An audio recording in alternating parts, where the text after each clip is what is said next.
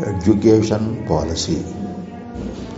In any society, education is considered to be very important aspect. Education is a systematized and institutionalized pattern of learning and training in the knowledge and skills. Education is the foundation for bridging the life from the past to the present and seeking for a better chances in the future. Education is very significant in understanding the society, inculcating good habits, promoting national integration, and also acquainting about the cultural heritage and reforming the religious beliefs. Education always helps in multiple ways, but how we are looking at the education or what type of education we want, that is the major problem. This is interrelated with the growth of the human resources and the sustenance of the human resources.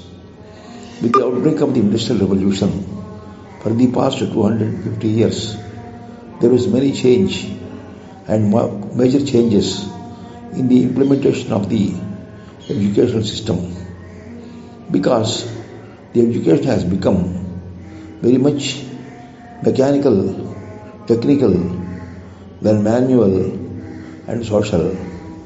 Education has been totally changing its scenario, and it is questioning both the faculty and the students, and also it is providing a scare among the parents who wants to get their children educated. Education services and educator services have become very costly nowadays. So we have to invest more on education. In such a situation, the major question is how to provide a cheap education, best education, that education which will be making the individuals to settle down in a society very clearly. This is a basic question, because education is very important in the sense, without education, a man cannot sustain himself. A man cannot blossom up into a man. He cannot become a trainee or thinker or anything much more. So everything is only with the education. Education is nothing but what is called as institutionalized and constrained learning behavior. So education is totally related with the behavior on one side, on the other side with the economic growth and contribution to the economy on the other side. In such a situation, the changes like National Education Policy of 2020 are very much challenging to the entire educational system. They are aiming at three important things. The first one is providing the knowledge and at the same time providing the skills. So knowledge is important, skills are also important. Knowledge is the theoretical base, skill is the application base. Without the proper theoretical base, one cannot apply it to the solution for the social problems. So knowledge and skills are inevitable. But what is the ratio? What shall be the ratio? It is a question mark. There is a doubt among most of the educators, education makers, and education policy makers, and teachers and students also, about the interrelationship between the theory and application, theory and the practicum. The second one is, it is related with the economic development. So every educated person seeks an employment. There are many government institutions, private institutions, aided institutions, but all they are in a position to provide employment to the growing population in all the directions. There is general education, there is professional education, there is health education, there is medical education, there is cultural education. In different wings, how we are going to provide an opportunity or facility for employment without any stress and strain to the employed or the employee. It must be beneficial to both to the employer and the employee. In such a situation, the changing economic systems, the changing economic scenario, the changing world problems, they are all posing a more important concept, what we call how we have to make use of education applicably, and that is why 2020 education policy has identified the providing of the knowledge and skills at a time. Secondly, there is another dimension which is more important, that is what is called as the student or a person who is getting educated. He must be limited not only to the library or laboratory or the computer section. He must have a know-how of the society, the social changes, the social infrastructure, the community needs. He must have a role to play in future as a good citizen. For that, he must be provided with the knowledge of the education of society, community, and different sections of community, their needs and how they are met with, and their problems and challenges. All these are all very important. Here, this particular education system is providing an opportunity for the students in order to probe into the society, identify the social problems, diagnose the intensity of the social problems, and trying to provide certain solution. This is the second method. The third method is considered to be very important in the economic system, what is called as providing an employment opportunity for every individual. And that is why the government is stressing in the education policy on the promotion of different methods of what is called as techniques or skills, which has identified as life skills or general skills. So both the life skills and the general skills are promoting for the self-employment scheme.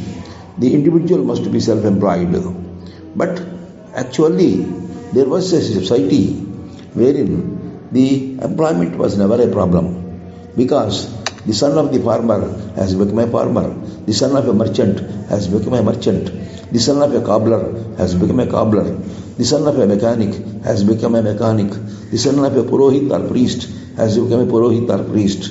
So there was no question of what is called as finding out for an employment.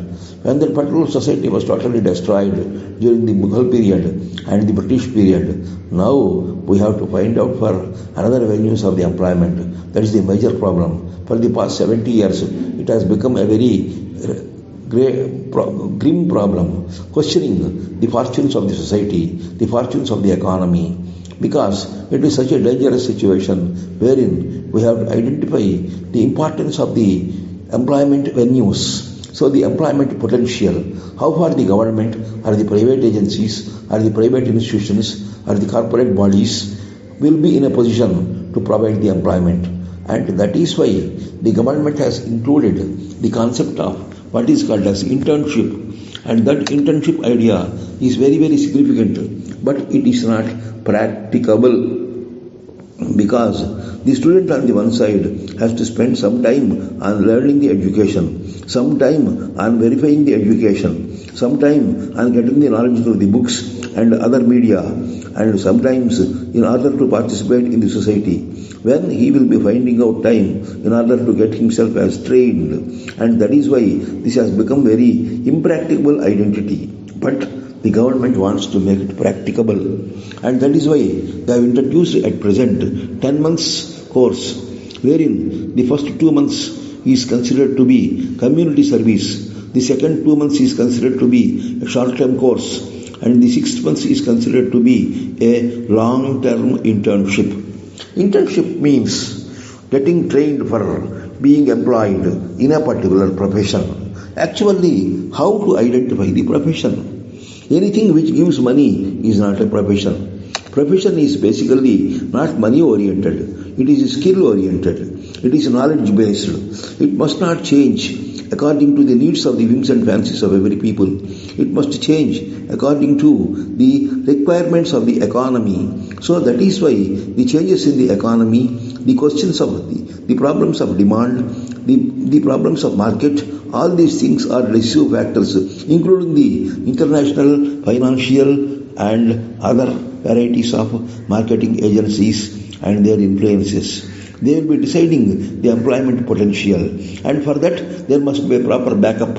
For example, in many countries like United States of America, the employment potential is created by the industries, and that is why on that particular basis only the entire education structure has been changed. So the education for employment in industries, and that is why it is employment oriented education. It is not knowledge based education or knowledge oriented education. Here the government, and particularly in the underdeveloped countries and developing countries like India, and wherein we want to make our own country, make India, made in India, or making a particular potential country of Indian economy, we require the skills more and the knowledge also equally essential.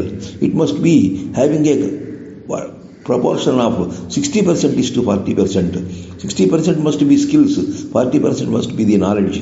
The knowledge must be very much prompt. It must support the individual, and that particular education system is to be followed, and we must think of that a particular potential wherein we must understand the intellectual level, the policy level, the working level and the ground level. We must take into consideration the ground level realities and identify the educational system.